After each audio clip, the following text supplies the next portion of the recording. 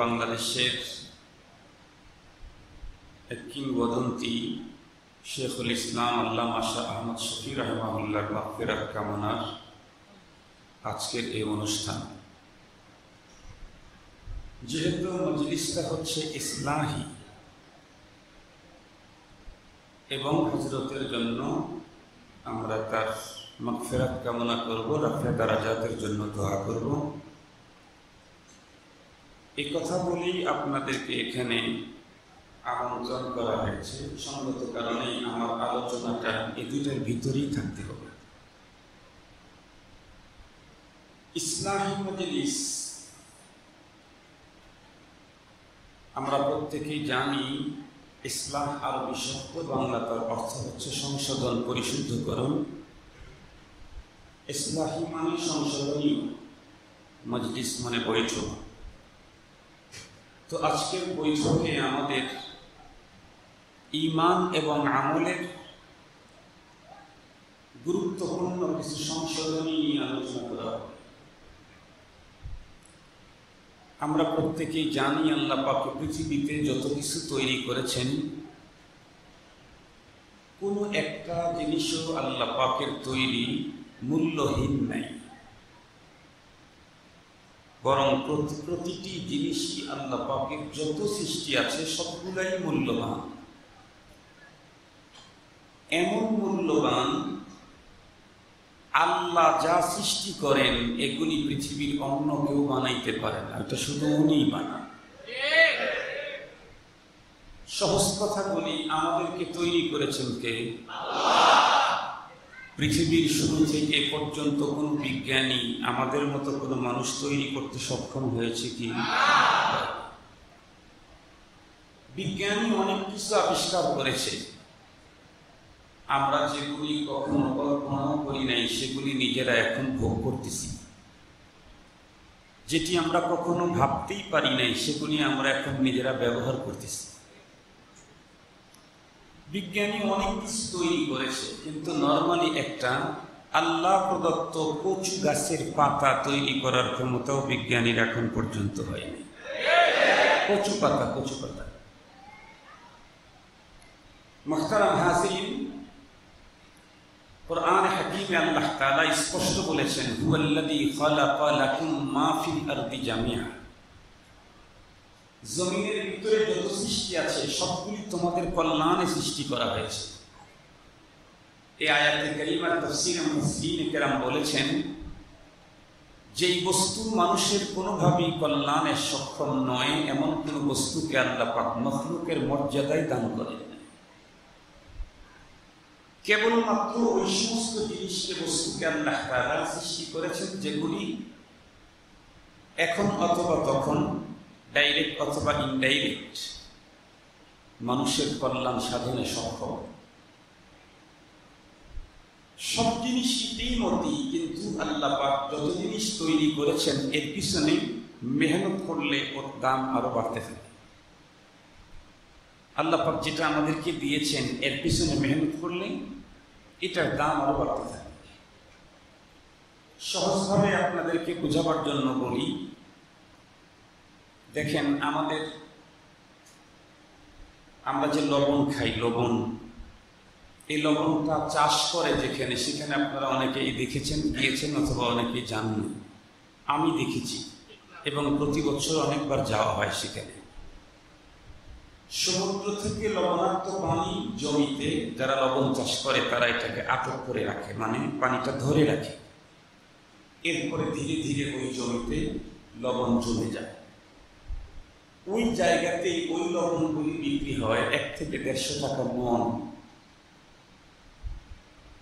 এই লবণটি সমুদ্রের পানি থেকে যেভাবে কুদরতিভাবে তৈরি হয়েছে, তাদের কোনো মেহনত, তেমন কোনো মেহনত ছাড়া এটার দাম কম। কিন্তু এর বিষয়ে যত মেহনত লাগতেছে তত ওর দাম বাড়তেছে। এটা যখন ওখান থেকে নিয়ে এসে এটা যখন ক্লিন করা হলো, পরিষ্কার করা হলো, তো এটার দাম বেড়ে গেল। এরপর যখন এগুলিকে আবার মিহি মিহি করা হলো, আরো দাম বাড়লো। এটাতে যখন আয়োডিন যুক্ত হলো তো আরো দাম বাড়লো। এটা যখন উন্নত প্যাকেটের ভিতরে প্যাকেজিং করা হলো তো আরো দাম বাড়লো। নর্মাল একটা লবণ, এটা দামি, খুব প্রয়োজনীয় জিনিস, বা এর পিছনে মেহনত যত বাড়তে থাকে দাম তত বাড়তে থাকে। আমাদের দেশে অনেক গাছ আছে, খুব দামি গাছ, দাঁড়ানো একটা গাছ কারো কাছে বিক্রি করতে চাইলে যারা গাছের কাঠের ব্যবসা করে তারা এমনিতে নিবে না, যাবে ওটা মাপবে, দেখবে কত সিফটি কাঠ হতে পারে, এরপরে তারা ক্যালকুলেশন করে তারপরে দাম বলবে। তো একটা গাছ দাঁড়ানো অবস্থায় আল্লাহ পাক যেভাবে দিয়েছেন, এভাবে বিক্রি করতে গেলে ধরে নেন মেহগনি গাছটাই, তো ওইটা প্রতি সিফটি কাঠের মূল্য তারা ধরবে 3 থেকে 400 টাকা। এটাই যখন এই গাছটার পিছনে যখন মানুষ মেহনত করেছে, কেমন গাছটা দাঁড়ানো ছিল, মেহনত করে গাছটাকে কেটে ফেলেছে, ছোট ছোট ডালপালা যেগুলি ছিল পাতা এগুলা পৃথক করেছে, এরপরে গাছের বিশাল অংশটাকে ছোট ছোট ফুল আকারে, ডুম আকারে সুন্দর করে সিস্টেম করে ফুল ঠিকঠাক করেছে। এখন বলেন তো দেখি, এর দাম কি 450, 350 থেকে 400 টাকা সেফটি হবে না বেশি হবে? এর গোলাই কিনতে গেলে এখন 700 থেকে 1000 টাকা। এরপরে বললো কি, এই 1000 টাকার এই কাঠটা একজন কিনে নিয়ে গেল, কাঠ কিন্তু ওইটাই, গাছ কিন্তু ওইটাই, সে নিয়ে কি করলো, বাটাম তৈরি করলো, কিছু কাঠ তক্তা বানালো। এখন বলেন তো দেখি, এখন কি প্রতি সিফটি ওই 1000 টাকা হিসাবে বিক্রি হবে না আরো 500-700 বেড়ে যাবে দাম? 500-700 বেড়ে যাবে। এরপরে এখান থেকেই একই গুণ থেকে একজন 3 সিফটি 6 সিফটি কাঠ কিনলো, একই মিস্ত্রি কিনে নিয়ে এসে 2টা 4টা চেয়ার বানালো 1.5 সিফটি কাঠ দিয়ে। তো এই 4টা চেয়ারের ভিতরে 2টা তৈরি করতে মিস্ত্রি সময় লাগালো 1 মাস। 1 মাসে 2টা তৈরি করে ফেলি, অথবা ধরে নেন 2 সপ্তাহ 2টা তৈরি করে ফেলি। ওই সম পরিমাণে কাঠ দিয়ে ওই মিস্ত্রি আর 2টা তৈরি করতে 1 বছর সময় লাগাল। বলেন তো দেখি, এখন এই 4 চেয়ারের কি সমান দাম? মিস্ত্রি একজন, কাঠ একই গুলের, একই গাছের, কাঠের পরিমাণ সমান, কিন্তু মেহনত যেটার পিছনে যত বেড়েছে দাম তার তত বেড়েছে। মুহতারাম হাজরিন, আল্লাহ পাক আমাদেরকেও দুনিয়াতে মুকাররম করে তৈরি করেছেন।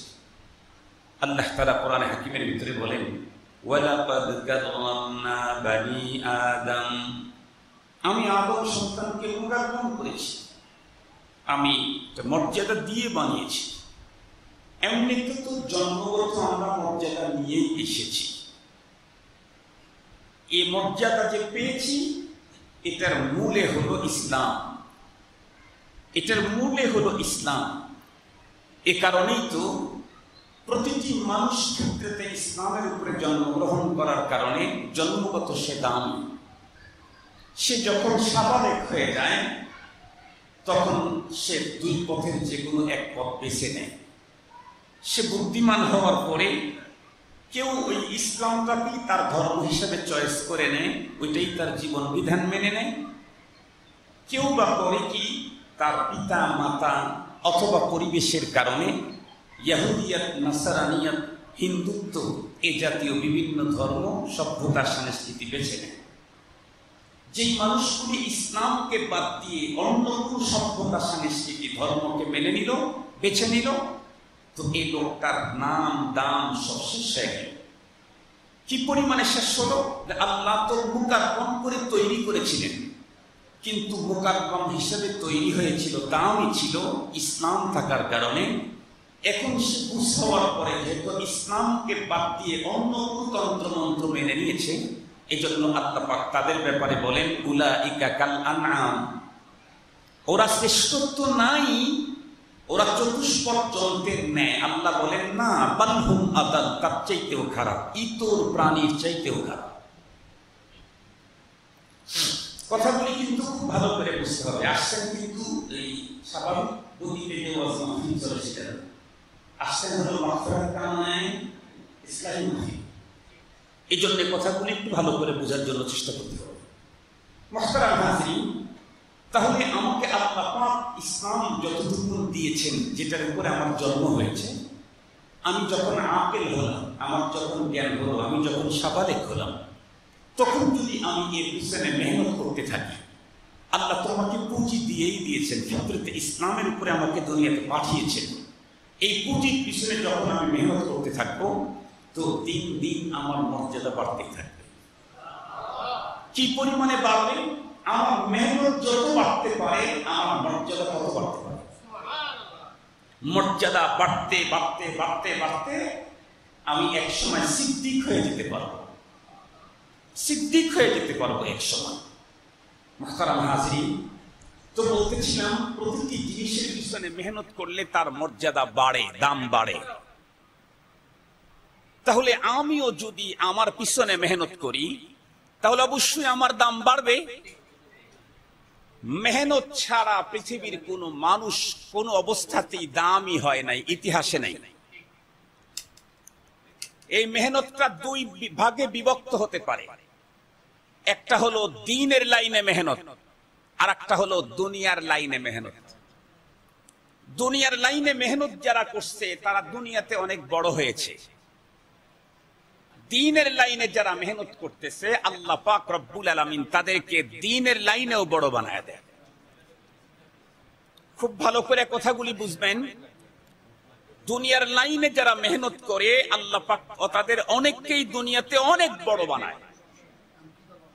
যারা দ্বীনের লাইনে মেহনত করে, আল্লাহ পাক তাদেরকে দ্বীনের লাইনে অনেক অনেক অনেক বড় বানায়।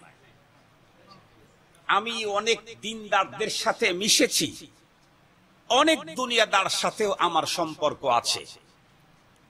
আমি এমনও গ্রুপ অফ ইন্ডাস্ট্রিজের মালিকের কথা শুনেছি যারা এখন গ্রুপ অফ ইন্ডাস্ট্রিজের মালিক, কিন্তু তাদের পূর্বের অবস্থা ছিল একদম জিরো, একদম জিরো। আপনারা শুনলে অবাক হবেন, গত বছরও তো ঢাকা দক্ষিণের মেয়র, তার সাথে আমাদের এক প্রোগ্রাম ছিল। তো উনি স্পষ্টই বললেন যে ছোটবেলায় নিজের জামা কাপড় ইস্ত্রি করে কলেজে আসার মতো টাকা না থাকার কারণে জামা কাপড় পরিষ্কার করে এটা বালিশের নিচে রেখে দিতাম, এটা অটো ইস্ত্রি করার জন্য। এখন সে অনেক টাকার মালিক। এরকম অনেক বড় গ্রুপ অফ ইন্ডাস্ট্রিজের মালিকের কথা শুনেছি যারা বলেছেন যে আজকে আপনারা দেখতেছেন আমার গাড়ি আছে, আমার কাপ্টার আছে, আমার অনেক কিছু আছে, মিল, কারখানা, ফ্যাক্টরি সব আছে, কিন্তু এগুলি অর্জনের পিছনে আমি যে কি পরিমাণে দৌড় দিয়েছি, আমি যখন দৌড়িয়েছি তখন আপনারা আমাকে দেখেন নাই। যখন আল্লাহ পাক আমাকে দৌড়ের বিনিময়ে দুনিয়াতে অনেক কিছু দিয়েছেন, তখন আপনারা আমাকে দেখেছেন আমি যে কি পরিমাণে দৌড় দিয়েছি। উনি বলে, অনেকেই বলেন যে মাসে 30 দিন ঢাকা শহরে বাসা আছে, নিজের সন্তান আছে, স্ত্রী আছে, কিন্তু শুধুমাত্র কেবলমাত্র দুনিয়াতে আমি আমার ব্যবসা ডেভেলপ করার জন্য পৃথিবীর প্রান্ত থেকে প্রান্ত এমন দৌড়িয়েছি যে আমি আমার যৌবনে স্ত্রী আর সন্তানদের কাছে 30 দিন, এক মাসে 30 দিনের 3 দিন 4 দিন থাকার সুযোগও আমার হয় নাই। আমাকে ব্যবসার পারপাসে যাওয়া লাগছে এই কানাডা, এই সিঙ্গাপুর, এই মালয়েশিয়া, এই চায়না, দৌড়াইতে হয়েছে। আমি তো এমনও শুনেছি গ্রুপ অফ ইন্ডাস্ট্রিজের মালিক হুজুর 24 ঘন্টা 3 রাত্রের মধ্যে বিছানাতে 2 ঘন্টা শোয়ার মতো সুযোগও ছিল না। এত মেহনত করতে করতে করতে করতে একটা পর্যায়ে এসে আল্লাহ পাক তাকে অনেক বড় ফোকাস করে দিয়েছেন। এখন উনি অমক গ্রুপের মালিক। সাধারণ লোক তো চেনে চেনে, এদেশের প্রাইম মিনিস্টারও তাকে ভিন্ন নজরে দেখে। মুহতারাম হাজরিন, উনি ওনার পিছনে মেহনত করেছেন, দুনিয়ার লাইনে মেহনত করতে করতে করতে করতে এখন আমেরিকার প্রেসিডেন্টও বাংলাদেশের মুসা বিন শমশেরকে চেনে। মেহনত করতে করতে দুনিয়ার লাইনে আমেরিকার প্রেসিডেন্টও মুসা বিন শমশেরকে চিনে। এই মুসা বিন শমসের তাম পৃথিবীর নেতাদের কাছে পরিচিত হওয়ার জন্য তার লম্বা টাইম মেহনত করা লেগেছে, দৌড়াইতে হয়েছে। আজকে যেই মানুষটা মাগফিরাত, তার রুহের মাগফিরাত কামনায় আজকের যে ইন্তজাম, সে আমরা তো শেখুল ইসলাম আল্লামা আহমদ শফি রহিমাহুল্লাহকে আপনারা কতদিন আগে চিনেন? 13 আগে হয়তো কেউ চিনতেনই না, ওলামায়ে কেরাম ছাড়া। 13 পরে তার ফোকাস হয়েছে তামাম দুনিয়াতে। যখন ফোকাস হয়েছে তখন তো সবাই চিনতে পেরেছি, কিন্তু এই ফোকাস ঘটানোর পিছনে শেখুল ইসলাম আল্লামা আহমদ শফি কত রাত যে জেগে থাকা লেগেছে, কতদিন যে ক্ষুধায় তার দিন পার করতে হয়েছে, কত মানুষের কাছে যে মাদ্রাসাটাকে বড় করার জন্য ফিকির করতে গিয়ে মানুষের পাশে দাঁড় হয়ে থাকা লাগছে, এই ইতিহাস তো জানা নাই। আজকের শাইখুল ইসলামকে আপনারা চিনেন, আজকের শাইখুল ইসলামকে আপনারা চিনেন। শাইখুল ইসলাম মায়ের পেট থেকে শাইখুল ইসলাম হিসেবে জন্ম নেন নাই। শাইখুল ইসলাম হতে রাতের পরে রাত ঘুমহীন শুধু মালিকের সাথে সম্পর্ক করতে কান্নায় ভেঙে পড়তে হয়েছে। শাইখুল ইসলাম হতে কত মানুষের কাছে, কত জায়গায়, দাঁড়ে দাঁড়ে, বাড়ি বাড়িতে, বারে বারে দ্বীনের মেহনত নিয়ে চলেছেন। রাস্তার ভিতরে বাতিল বেদাতীদের দ্বারা আক্রান্ত হয়েছেন কতবার। এরপরে শাইখুল ইসলাম হয়েছেন, এরপরে শাইখুল ইসলাম হয়েছেন। সম্পদ অর্জন করতে যদি এত মেহনত লাগে, তাহলে বলেন তো দেখি আল্লাহ পাকের নৈকট্য অর্জন করতে মেহনতের দরকার আছে না নাই? সম্পদ অর্জন করতেই যদি এত মেহনত লাগে, তাহলে মালিকের নৈকট্য অর্জন করতে আরো বেশি মেহনত লাগবে। মুহতারাম হাজিরিন, এজন্য একজন কবি বলেছেন, আত্তার হো রুমি হো রাজি হো গাজালি, আত্তার হো রুমি হো রাজি হো গাজালি, कुछ काम नहीं आता जुज आहे सेहरगाही, कुछ काम नहीं आता जुज आहे सेहरगाही। ফরিদউদ্দিন আত্তারের নাম শুনছো, ইমামে গাজালির নাম শুনেছো, শুনেছো আরো কত বড় বুজুর্গ রুমির কথা। শুধু নাম শুনেছো, কাম তো দেখো নাই। রুমি হতে পারে নাই শেষ রাত্রের কান্না ছাড়া। গাজালি হতে পারেন নাই শেষ রাত্রের তাহাজ্জুদের কান্না ছাড়া। ফরিদউদ্দিন আত্তার হতে পারেন নাই নিজের পিছনে লম্বা মেহনত করা ছাড়া। কখনোই সম্ভব হয় নাই। মুহতারাম হাজিরিন, এই জন্য যে কথাটা আপনাদের খেদমতে বলতে চেয়েছি সেটি হলো, আমি কি দুনিয়ার লাইনে বড় হতে চাই না দ্বীনের লাইনে? নিঃসন্দেহে এখানে এসেছি দ্বীনের লাইনে বড় হওয়ার জন্য। এখানে কেউ দুনিয়ার লাইনে বড় হওয়ার জন্য আসে নাই। আমি কিন্তু দুনিয়ার লাইনেও বড় হতে চাই, দ্বীনের লাইনেও বড় হতে চাই। কারণ আমার রব তো আমাকে শিখাইছেন দোয়া, রব্বানা আতিনা ফিদ দুনিয়া হাসানা ওয়া ফিল আখিরাতি হাসানা ওয়া কিনা আযাবান নার। আমার রব আমাকে দোয়া শিখাইছেন, তুমি আমার কাছে দোয়া করো, আল্লাহ দুনিয়ার হাসানা দাও, এরপরে আখিরাতের হাসানা দাও। কোরআনে পাকে আল্লাহ তাআলা আরেক জায়গায় বলেছেন, ওয়ালা তানসা নাসিবাকা মিনাদ দুনিয়া, ওয়ালা তানসা নাসিবাকা মিনাদ দুনিয়া। আমি দুনিয়ার লাইনেও বড় হতে চাই। কেন? শেখুল ইসলাম আল্লামা আহমদ শফিকে দিয়ে দুনিয়ার লাইনেও দুনিয়াতেও বড় হওয়ার কারণে দ্বীনের যত খেদমত হয়েছে, অন্যদের যারা ছোট থাকার কারণে ওই পরিমাণে খেদমত হয় নাই। তবে আমি এখানে এসেছি দুনিয়ার লাইনে বড় হওয়ার জন্য না, দ্বীনের লাইনে বড় হওয়ার জন্য। এখানে আমরা সবাই এসেছি দ্বীনের লাইনে বড় হওয়ার জন্য। মুহতারাম হাজিরিন, দ্বীনের লাইনে বড় হতে চাইলে, নিজের ভিতরে কোনো দামি জিনিস বহন করতে চাইলে, তাহলে ওর জন্য উপযুক্ত পাত্র লাগবে। পাত্র কথা কি বুঝাইতে পারছি আপনাদেরকে? আপনি সহজে বুঝার জন্য একটা মিসাল দিলে বুঝবেন। মনে করেন আপনি 10,000 টাকা দিয়ে একটা গরু এখানে ইয়ে করছে, সবাই কয়েকজন মিলে জব করেছে, তো আপনি 10,000 টাকার একটা ভাগ নিয়েছেন। আপনি গরুর গোশত পাচ্ছেন 30 কেজি। কিন্তু যে পাত্রটা নিয়ে আসছেন এই পাত্রটার ভিতরে সর্বোচ্চ 5 কেজি এর ভিতরে নেওয়া যাবে, ক্যারি করা যাবে, বহন করা যাবে। পাত্রটার ভিতরে আবার মোবাইল লাগানো আছে। বলুন তো দেখি, আপনি তো পেয়েছেন 30 কেজি, কিন্তু এ পাত্র ছাড়া কোনো পাত্রও নাই। এই 30 কেজি বাড়িতে নেওয়ার কোনো উপায় হবে কি? একে তো পাত্র নষ্ট, তারপরে পাত্র ছোট। বাজেট তো হয়েছে 30 সামান্য, কিন্তু আমি তো নিতে পারতেছি না। কেন? পাত্র ছোট, পাত্র নষ্ট। মুহতারাম হাজিরিন, এসেছি তো দ্বীনের লাইনে বড় হবার জন্য।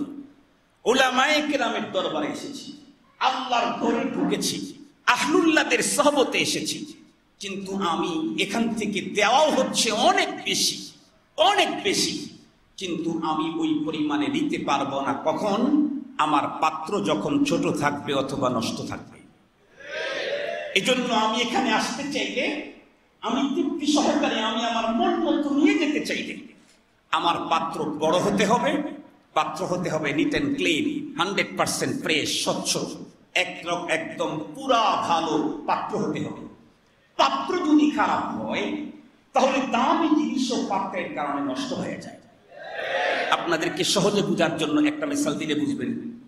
আমরা যখন ছোটবেলায় যখন পড়ালেখা করতাম মাদ্রাসায়, তো মাদ্রাসায় তো 3টার সময় ঘুম থেকে জাগায় দেয়, তাই না? রাত 3টা 3:30টায় ঘুম থেকে জাগায় দেয় না? রাত্রি 3টায় 3:30টায় ঘুম থেকে জাগায় দেয়। তখন থেকে পড়াপড়ি করতে হয়। তো বাড়িতে গেলে মা তো শোনেন, রাত্রি কয়টায় ওঠো, কয়টায় শো, এগুলো মা শোনেন। তো বাড়িতে গেলেই আব্বাকে বলতেন যে ছেলে তো 1 মাস পরে এসেছে, ওরা রাত্রে খুব অনেক রাত্রি উঠে পড়ালেখা করতে হয়, খুব মেধা ব্যয় হয়। এই জন্য দেখো তো 2 দিন বাড়িতে থাকবে, ওকে কন্টিনিউ 3 ওয়াক্ত একটু দুধ খাওয়ানো যায় কিনা। সাধারণ মেয়েদের ধারণা হলো দুধের দ্বারায় মেধা সুন্দর হয়।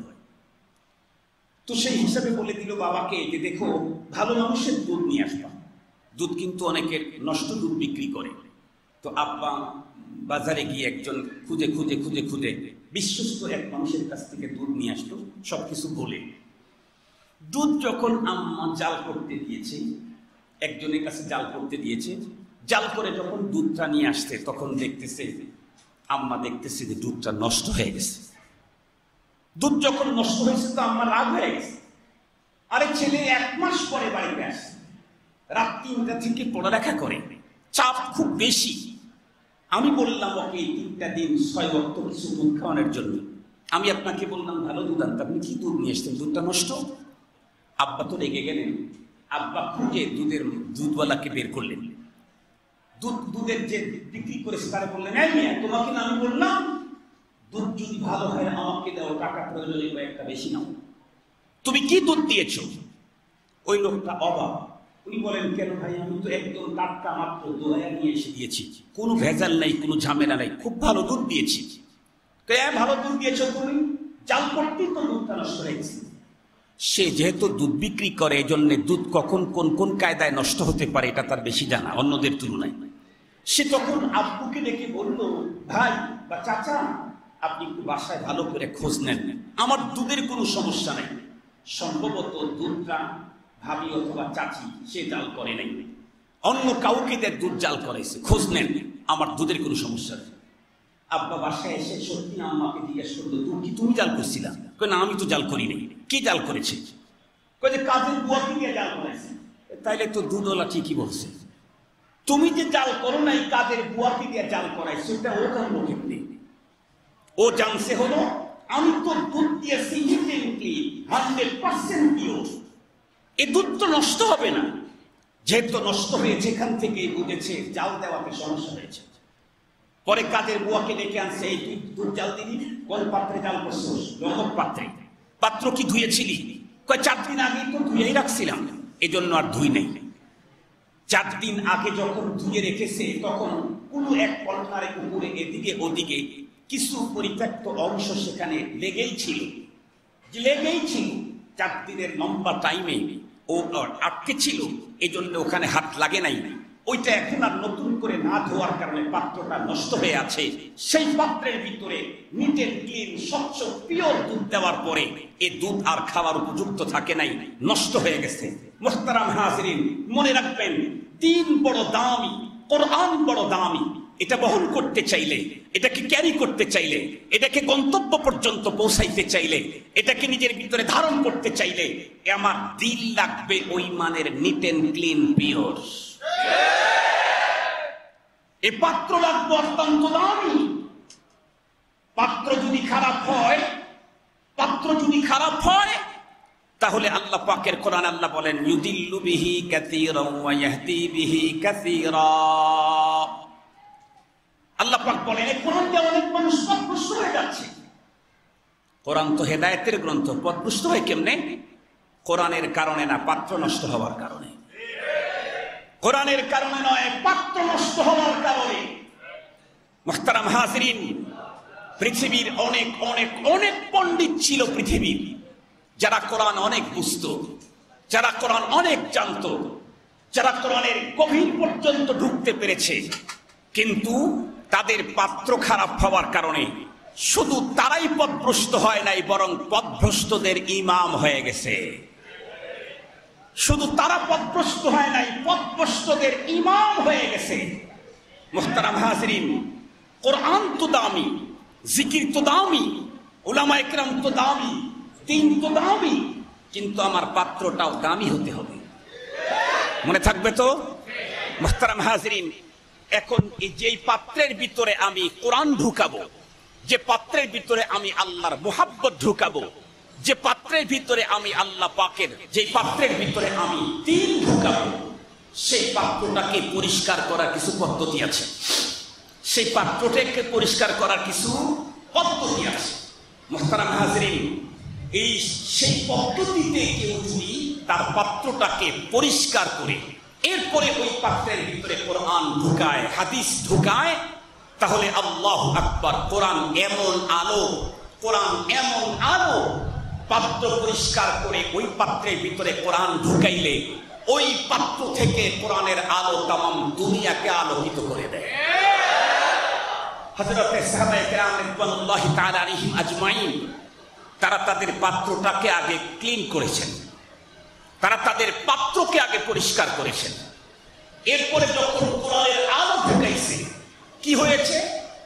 দুরফেশানি নে তেরে পত্রু কো দরিয়া কর দিয়া, দিল কো রোশন কর দিয়া, আঁখোं को बीना कर दिया, खुद न थे जो राह पर औरों के हादी बन गए, खुद न थे जो राह पर आदम के हादी बन गए, क्या नजर थी जिसने मुर्दू को मसीहा कर दिया।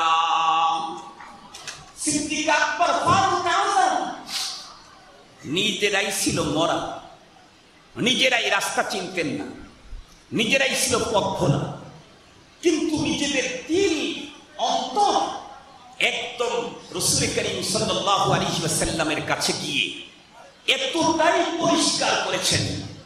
এরপরে ওর ভিতরে যখন কোরআন ঢুকাইছেন, এখন হযরত ওমর ছিলেন পথভোলা, হযরতে সিদ্দিক আকবর ছিলেন পথভোলা, হযরত ওসমান আর আলী ছিলেন পথভোলা। আল্লাহ পাক সেই ওসমান, আলী আর আবু বকর আর ওমর সম্পর্কে কি বললেন? ফাইন আমানু বিমিসলি মা আমানতুম বিহি ফাকাদ ইহতাদাউ। এ আবু বকর, ওমর, ওসমান, আলী, তোমাদের ঈমানের মতো যদি ওরা ঈমান আনে তাহলে আমার কাছে গ্রহণ, তোমাদের ঈমানের মতো ঈমান না হলে পৃথিবীর কারো ঈমানই গ্রহণ না আমার কাছে। আল্লাহু আকবার। खुद न थे जो राह पर औरों के हादी बन गए, खुद न थे जो राह पर आलम के हादी बन गए, क्या नजर थी जिसने मुर्दू को मसीहा कर दिया। हजरत रसूल करीम सल्लल्लाहु अलैहि वसल्लम एक কারণে লম্বা টাইম সাহাবায়ে কেরামের দিলের উপরে মেহনত করেছেন। যেখানে দ্বীন রাখবেন, যেখানে কোরআন রাখবেন, সেইটাকে পরিষ্কার করার ফিকি পয়গম্বর লম্বা টাইম করেছেন। আল্লাহ রাসূল এই পরিমাণে মেহনত করেছেন, মেহনত করে এই পরিমাণে তাদের দিলকে নিট এন্ড ক্লিন, স্বচ্ছ, ফ্রেশ, একদম নন স্পট ক্লিয়ার করে ফেলেছেন যে আল্লাহ পাক নিজে পরীক্ষা নিয়ে রেজাল্ট দিয়েছেন। উলাইকাল্লাযীনা ইমতাহানাল্লাহু কুলুবাহুম লিত্তাকওয়া, উলাইকাল্লাযীনা ইমতাহানাল্লাহু কুলুবাহুম লিত্তাকওয়া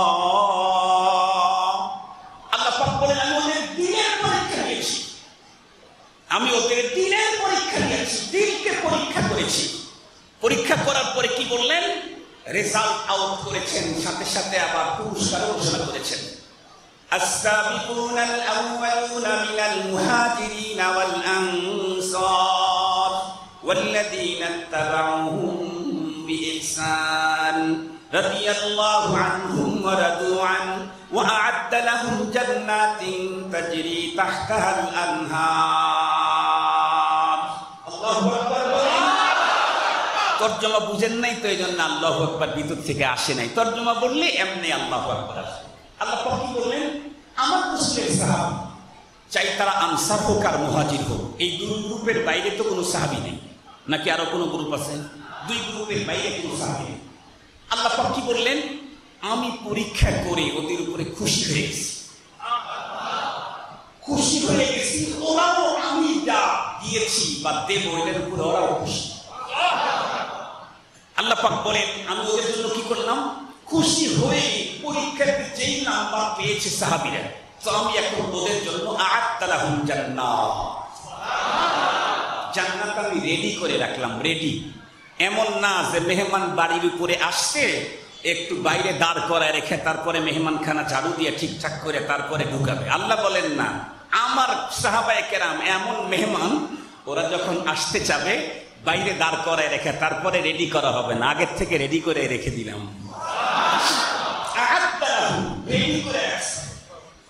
শুধু সাহাবায়ে কেরামের জন্যই যে জান্নাত রেডি তা না। কি করলেন? দিন এই পরিমাণে পরিষ্কার, কোরআন ওখানে ঢুকাবা মাত্র তামাম দুনিয়াতে আলো ছড়ায় দিচ্ছে এখন। আল্লাহ পাক কি বলেন? ওয়াল্লাযীনা ইত্তাবাউহুম বিইহসান, এদেরকে যারা কিয়ামত পর্যন্ত অনুকরণ করবে তাদের জন্য জান্নাত রেডি করে রাখলাম। এ হলো সাহাবায়ে কেরাম। সাহাবায়ে কেরাম দিনের উপরে মেহনত করেছেন। নবী ইসলাম তাদের দিলটাকে পরিষ্কার করছেন। আমি আপনাদেরকে সহজে বুঝাইতে চাই। ধরেন আমাদের কারো বাসার মধ্যে কোনো ডাক্তার বলেছে খুব জটিল রোগ হয়েছে, কিন্তু জটিল রোগের চিকিৎসা খুব সহজ দিয়েছে এক ডাক্তার। ধরেন আমেরিকা থেকে চিকিৎসাটা নিয়ে আসছেন, কিন্তু একদম সহজ চিকিৎসা কি? মধুর সাথে কালো জিরার তেল মিশিয়ে খেতে হবে, কিন্তু বলেছেন হতে হবে পিওর। বলেছেন কি? আমাদের দেশে বলেন তো দেখি, কালো জিরার মধু পিওর পাওয়া তো দূরের কথা, পিওর মানুষই তো পাওয়া কঠিন। পিওর মানুষ পাওয়াই তো কঠিন। মানুষ পিওর থাকলে না তাদের হাতে যা আছে সেগুলা পিওর থাকবে। আমি নিজেই যদি ভেজাল হই, আমার হাতের কোনো জিনিস কখনোই ভেজাল মুক্ত হতে পারে না। এই জন্য দেশের শিক্ষিত বন্ধুদেরকে বলতে চাই, যুবকদেরকে বলতে চাই, অযুবক, সত্যি কি সন্ত্রাস মুক্ত সমাজ চাও? সত্যি কি শান্তির দেশ চাও? তাহলে ভেজাল মানুষের হাতে নেতৃত্ব দিলে জীবনেও কোনোদিন শান্তির দেশ পাওয়ার আশা করা যায় না। পিওর মানুষের হাতে দিতে হবে, পিওর পিওর। মুহতারাম হাজিরিন, ভালো করে বুঝার চেষ্টা করুন। তো আমার লাগবে হলো জিনিস খুব নরমাল, কালো জিরার তেল, মধু, কিন্তু লাগবে হলো কয় নাম্বারটা? 1 নাম্বার, পিওর, খাঁটি। এখন কাকে বিশ্বাস করব? বর্তমান যে সময় আসছে, আমি তো আমাকে বিশ্বাস করতে পারি না। মাঝে মাঝে আমি আমাকে বিশ্বাস করি না যে আমি কি আসলে সঠিক পথে আছি নাকি। নিজে আমার উপরই আমার প্রশ্ন এসে যায়। এখন ভেজাল এ পরিমাণে চতুর্দিকে, ঝামেলা এ পরিমাণে চতুর্দিকে, কখনো কখনো নিজেকে নিজে বিশ্বাস করতে পারি না। দিলের কথা বলতেছি, দিলের কথা। আল্লাহর ঘরে আল্লাহরে হাজির নাজির জেনে বলতেছি। কখনো মনে হয়, কখনো মনে হয় লম্বা চিৎকার করে ভিতরে ব্যথা করে ঘুরিয়ে ঘুরিয়ে, কখনো মনে হয় লম্বা চিৎকার করে। আল্লাহ মুহতারাম হাজিরিন, সেদিকে যাব না, আমি অবশিষ্ট। তো যে কথা বলতেছিলাম, পরে একটা পাওয়া গেছে কি, খুঁজতে খুঁজতে খুঁজতে খুঁজতে হঠাৎ করে বাড়ির পাশেই দেখতেছি এক লোকের ওখানে মৌচাক মাত্র কাটলো। এখন তো এটা 100% পিওর হবে। যেটা চিপে নিয়ে আসছে ওটা ঝামেলা হতে পারে, যেটা ভিতরে ঢুকানো আছে ওইটা ঝামেলা হওয়ার সম্ভাবনা নেই। সিরিঞ্জে ভিতরে ঢুকাইলে থাকে না, আসমানের মালিক এটা পিওর করে দিয়েছে। সিরিঞ্জটা যদি ভিতরে ঢুকান মাথার মধ্যে ওটা থাকবে না, কিন্তু যেটা অরিজিনাল ওরা ঢুকায় সেটা থাকবে। তো পরে আমি ওটা নিয়ে আসলাম, মানে তোমাকে দরকার 500 টাকার কথা না, চলো চলো। কিন্তু বাসায় গিয়ে দেখতেছি এটা যে রাখবো পাত্র একটাও, ধরে নেন না কোনো পাত্র একটা শিশি পাই না, ওটার ভিতরে মোটামুটি হবে, কিন্তু 2 মাস আগে সিরাপ খাইছিলাম তখন পরিষ্কার করে রাখিনি, পালায় দিয়ে গেছে। এখন খুব তড়িঘড়ি করে ওই বোতলের ভিতরে এই 1 নম্বরের মধুটা উঠাইলেই কালকের থেকে খাইলেই আমার ফায়দা। কথা বলেন না কেন? না বুঝেন নাই? ওই বোতলের ভিতরে ওই অবস্থাতেই 1 নম্বর মধু পেয়েছি, নিজের চোখে দেখা 1 নম্বর, তারপরে ওকে ঢুকাইলে কালকের থেকে খাইলেই ফায়দা। উপকার না অপকার? মধুর সমস্যা না পাত্রের সমস্যা? তাহলে আমাকে তো মধু খেতেই হবে, পাত্রটা ছাড়া নাই। তাহলে আমার কি করণীয়? পাত্রটাকে আগে পরিষ্কার করতে হবে। কিন্তু পরিষ্কার যে করবেন, ছোট্ট শিশুর হাতে দিলেও পরিষ্কার করে নিয়ে আসবে, হবে নাকি পরিষ্কার? ছোট শিশুর হাতে দিলেন, এই পরিষ্কার করে নিয়ে, ও কি বলেন ওখানে গিয়ে পানি উঠাই পরিষ্কার হয়ে গেল? তাহলে এটা পরিষ্কার করতে চাইলে আগে থেকেই যেই মানুষগুলি এই জাতীয় বোতল পরিষ্কার করার পদ্ধতি যার জানা আছে, প্রশিক্ষণ যার আছে, তাকে দিয়ে পরিষ্কার করাইতে হবে। এমনি এক ছেলে একজনের হাতে দিলেন, ওটি বলের পানি ছেড়ে দিয়ে পানি করে 2-3টা ঝাঁকিতে নিয়ে আসতো, কিচ্ছু হবে না, পরিষ্কার হবে না, উঠাবেন নষ্ট হয়ে যাবে। কি করতে হবে? ওর ভিতরে কি বলে সাবানের গুঁড়ো দিতে হবে, ওর ভিতরে সাবানের গুঁড়ো দিতে হবে। ধান চাউল করার পরে যে তুষ বের হয়, এই তুষ ওর ভিতরে ঢুকায় যদি দেন, এরপরে যদি গুঁড়া দেন, এরপরে দীর্ঘক্ষণ পর্যন্ত ঝাঁকাইতে থাকেন, আবার কি করে বের করেন, আবার ঝাঁকান, আবার বের করেন, আবার ঝাঁকান, আবার বের করেন, তারপরেও কিন্তু 100% শিওর না। ভালো 1 নাম্বার সর্ষের তেলের দোকানে গেলে দেখবেন, খালি বলবেন যে ভাই 1 নাম্বারটা দিবা। আপনি পাত্র নিয়ে গেছেন, ওই পাত্রের ভিতরে আগের তেল ছিল, তারপরেও নতুন করে ওই তেলওয়ালা তেল দিতে ওর 1 নম্বর তেলটাও ওর ভিতরে দিয়ে ঝাঁকায়, এটা নষ্ট তেলের ভিতরে ফেলে দেয়। এরপরে ওই পাত্রের ভিতরে তেল দিলে সেই তেলটা 3 মাস পর্যন্ত আর কোনো ঝামেলা হয় না। আগে তো পরিষ্কার করেছেই, আগে করেছে অন্য জিনিস দিয়ে, আগে করেছে গুঁড়ো সাবান দিয়ে, আগে করেছে শ্যাম্পু দিয়ে, আগে করেছে মাটি দিয়ে, আগে করেছে তুষ দিয়ে, এখন ওখানে নিয়ে আসার পরে আবার ওই জাতীয় জিনিস দিয়ে পরিষ্কার করে, এরপরে ওর ভিতরে তেল দিলে আর কোনো ঝামেলা হয় না। মুহতারাম হাজিরিন, দ্বীনের কথা ভিতরে নেবেন, কোরআনের কথা ভিতরে ঢুকাবেন, নিজেকে দামি করবেন, পাত্রটাকে আগে ক্লিন করতে হবে, পরিষ্কার করতে হবে। যদি পরিষ্কার করতে চান, আপনি আপনার মতো করে পরিষ্কার করলে হবে না, ওখান থেকে 2 দিন পরে গন্ধ ছড়াবে। আপনি আপনার মতো পরিষ্কার করলে হবে না, ওখানে ঝামেলা তৈরি হবে। আপনি আপনার মতো পরিষ্কার করলে হবে না, ওখান থেকে ঘা বের হবে, ইনফেকশন হবে। এটা অবশ্যই কোনো দক্ষ, বিজ্ঞ, যোগ্য আল্লাহওয়ালা, যারা আল্লাহওয়ালাদের সহবতে থেকে থেকে লম্বা টাইম পর্যন্ত নিজের দিলটাকে পরিষ্কার করে দিল পরিষ্কার করার পদ্ধতি শিখে আসছেন, তাদের কাছে গিয়ে এমনি কিছু দিয়ে ঝাঁকাইলেই হবে না। পদ্ধতি ঠিক রেখে তাদের দেওয়া তরতিবে ঝাঁকাইতে থাকলে এক সময় আপনার দিলটাও পরিষ্কার হয়ে যাবে। এই জন্য দুনিয়ার যত বুজুর্গদের কাছে যাবেন, হক্কানি বুজুর্গ যদি হয়, তাহলে তারা মানুষকে ইসলাহ করার জন্য 2 পদ্ধতিতে কাজ করেন। একটা হলো ইস্তেগফার, কিছু জিকির আজকার দেন, এগুলি করতে থাকলে ইসলাহ হয়। আর একটা হলো পাশে রেখে তাদেরকে এটা এরকম করো, এটা এরকম করো, এটা এরকম করো, এটা এরকম করো, এটা এরকম করো, উল্টাপাল্টা করলে তাদেরকে শাস্তি দেন। এই পদ্ধতিতে ইসলাহ করেন। তো আমি সহজ পদ্ধতির কথা বলতেছি যে আমি যদি আমার দিলের ভিতরে মালিকের মহাব্বত ঢুকাইতে চাই, দ্বীনের মহাব্বত ঢুকাইতে চাই, নবীজির মহাব্বত অন্তরে ঢুকাইতে চাই, প্রকৃতই যদি এই মহাব্বত নিয়ে কবর পর্যন্ত, হাসর পর্যন্ত এটা পৌঁছাইতে চাই, তাহলে আমার দিলকে অবশ্যই পরিষ্কার করার বিকল্প কোনো পথ নেই। এই জন্য বুজুর্গদের কাছে গেলে কি বলে তোমরা বাইয়াত হতে গেলেও প্রথমে বলে আগে এর ভিতরে গুঁড়ো সাবান দেও, বড় আস্তাগফিরুল্লাহ রব্বি মিন কুল্লি যামবি ওয়া আতুবু ইলাইহি লা হাওলা ওয়ালা কুওয়াতা ইল্লা বিল্লাহ। এরপরে কি দেয়? এরপরে আবার তেল নিতে গেলে ওই তেল দিয়ে এই পাত্রটাকে এরকম করে ঝাঁকা দিয়া তারপরে তেলটা নষ্ট তেলের ভিতরে ফেলে দিয়ে তারপরে তেল দেয়।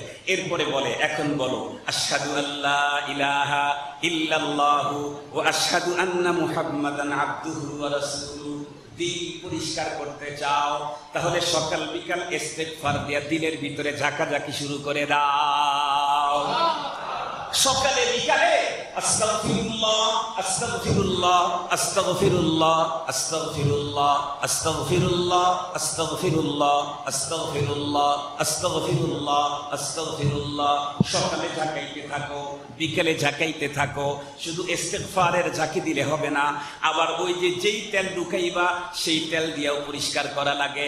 তুমি তো ভিতরে ঢুকাইতে চাও, আল্লাহ ছাড়া কারো মুহাব্বত অন্তরে নেব না, রসুল ছাড়া দুনিয়ার কাউকে বেশি ভালোবাসতে আমি চাই না, পারবো না। এটাই যদি ঢুকাইতে চাও তাহলে এটারও জরব লাগাও, লা ইলাহা ইল্লাল্লাহ, লা ইলাহা ইল্লাল্লাহ, লা ইলাহা ইল্লাল্লাহ, লা ইলাহা ইল্লাল্লাহ, লা ইলাহা ইল্লাল্লাহ। ইস্তিগফারের দিয়া ঝাঁকাইতে থাকো অন্তর, ধীরে ধীরে তার ময়লা গন্ধ দূর হতে থাকবে। লা ইলাহা ইল্লাল্লাহর ঘ্রাণ ভিতরে ঢুকাইতে থাকো, ধীরে ধীরে ধীরে ধীরে অন্তর পবিত্র হবে। এমন ভাবে অন্তরে আল্লাহর মুহাব্বত ঢুকবে, রসুলের মুহাব্বত ঢুকবে, হযরতে বেলালের মতো জ্বলন্ত আগুনের উপরে রাখলেও আর আল্লাহ থেকে আমাকে কেউ দূরে সরাইতে পারবে না। হযরতে খাব্বাব ইবনুল আরাদ বিশ্বনবীর এক সাহাবী, হযরতে ওমর ফারুক রাদিয়াল্লাহু তাআলা আনহুর খেলাফত আমলে উনি একদিন আমিরুল মুমিনিন হযরত ওমর রাদিয়াল্লাহু তাআলা আনহু ওখানে বসা ছিলেন। উনি বললেন উপস্থিত সাহাবীদেরকে যে হযরত ওমর বাদে এই সিংহাসনে বসার মতো উপযুক্ত হলাম আমি খাব্বাব, আমি বেশি উপযুক্ত। অন্য সাহাবীরা বললেন কি আশ্চর্য কথা, আপনি হযরত ওমরের পরে এই চেয়ারে বসার বেশি উপযুক্ত কি করে, কি করে, কিসের উপরে ভিত্তি করে? উনি তখন সোজা উঠে দাঁড়ালেন, পিছন দিক থেকে তার কোমরের কাপড়টা সরায় দিলেন, সরায় দিয়ে পিছনের কাপড়ে শরীরের অংশটা বের করে দিয়ে বললেন, দেখো সাহাবায়ে কেরাম হযরত খাব্বাব ইবনুল আরাদ রাদিয়াল্লাহু তাআলা আনহু কোমরের দিকে চেয়ে দেখতেছেন, কোমরে কোনো গোশত নাই, শুধু হাড়টি, বিশাল অংশ পুড়ে দ্বীপ হয়ে আছে। এটা কিন্তু মুসলমানদের ক্রাইসিস পিরিয়ড না, ক্রাইসিস পিরিয়ড তো চলে গেছে অনেক আগে। নবীজি মক্কাতুল মুকাররমাকে বিজয় করেছেন, নবীজি শাসন করেছেন, সিদ্দিক আকবর শাসন করেছেন, এরপরে হযরত ওমরের খেলাফত কাল। সেই সময়েও তার পিছনে কাফির বেঈমানেরা এমন শাস্তি দিয়েছিল, লম্বা পিরিয়ড, লম্বা টাইম পার হবার পরে এখন পর্যন্ত তার কোমরে গোশত গজায় নাই। সাহাবায়ে কেরাম জিজ্ঞাসা করলেন এটা কি? হযরত খাব্বাব ইবনুল আরাদ রাদিয়াল্লাহু তাআলা তখন উত্তর করলেন, এটা হলো আমি কেন ঈমান এনেছি, আর কোনো অপরাধ আমার ছিল না। ওয়ামা নাকামু মিনহুম ইল্লা আইয়ুমিনু বিল্লাহিল আজিজিল হামিদ। অপরাধ একটা, কেন আমি আল্লাহকে ছাড়তেছি না, এজন্য আমাকে জ্বলন্ত আঙ্গারের উপরে চিৎ করে শোয়া, পেটের উপরে পাথর দিয়ে চাপা দিয়ে রেখেছিল। আঙ্গারের আগুনে আমার পিছনের অংশ জ্বলতে জ্বলে পুড়তে পুড়তে হাড্ডি পর্যন্ত গেছে। আমার শরীরের গোশতের এই রস দিয়ে আঙ্গার নিভে গেছে, তবুও ওরা আমাকে ওখান থেকে উঠতে দেয় নাই। এরপরে উনি ঈমান ছাড়তে পারেন নাই, কেন? ওই যে অন্তরটাকে পবিত্র করেছেন, আল্লাহ পরীক্ষা করে দেখেছেন, হ্যাঁ তাদের অন্তর ক্লিন হয়ে গেছে। যে মুহাব্বত করছে এর চাইতে আরো বড় কোনো স্টিম রোলার চালাইলেও তাদের ঈমান কেউ ছিনে নিতে পারবে না। কিন্তু আমরা যখন মেহনত করতে না করার কারণে আমাদের ঈমান বেরাকালারাও কিনে নিতে পারে, আর গ্রামীণওয়ালারাও কিনে নিতে পারে। আমাদের ঈমান কাদিয়ানীরাও কিনে নিতে পারে, রেসবিরাও আমাদের ঈমান কিনে নিতে পারে। মাত্র কয়েকটা টাকা দিয়েই আমাদের ঈমানকে আমরা বিক্রি করে ফেলতেছি। মাত্র একটু চেয়ারের আশায় আমি আমার ঈমানকে বিক্রি করে ফেলতেছি। মাত্র একটু পাওয়ার ক্ষমতার মান লোভে পড়ে আমি আমার ঈমানকে বিক্রি করে দিচ্ছি একটা চেয়ারের আশায়। আমি জানি না যে চেয়ার আমার জন্য বরাদ্দ দেওয়া হয়েছে ওই চেয়ার পর্যন্ত যাওয়ার টাইম আয়ু আমার আছে না নাই, আমার তাও জানা নাই। তারপরেও মাত্র কয়েকদিনের চেয়ারের জন্য আমি আল্লাহর মুহাব্বত, রসুলের মুহাব্বত, আমার ঈমানকে বিক্রি করে দিচ্ছি। কারণ ঈমান যেই অন্তরে ঢুকাইছিলাম সেই অন্তরটা পরিষ্কার করি নাই। মুহতারাম হাজিরিন, এই জন্য আল্লাহ পাকের কোরআন আল্লাহ তাআলা বলেন, ফাদকুরুনি আযকুরুকুম ওয়াশকুরুনি ওয়ালা তাকফুরুন। সকাল সন্ধ্যা ইনশাআল্লাহ কিছু টাইম আমরা কি করে নেব ইনশাআল্লাহ নিজেদের জন্য। নির্ধারণ করে নেব আল্লাহর নামের তাজকিরা করব, জিকির করব, আল্লাহর নামের জিকির করব। আল্লামা শাহ আহমদ শফী রাহিমাহুল্লাহ হযরতের কাছে আমি বায়াত ছিলাম। হযরত আমাকে যেই সবকগুলি দিয়েছেন তার ভিতরে একটা সবক এটা ছিল ফাঁস আনফাসের জিকির। ফাঁস আনফাসের জিকির তার মানে নিঃশ্বাস উঠাইতে আল্লাহ, ফেলতে হু, নিঃশ্বাসে নিঃশ্বাসে আল্লাহ,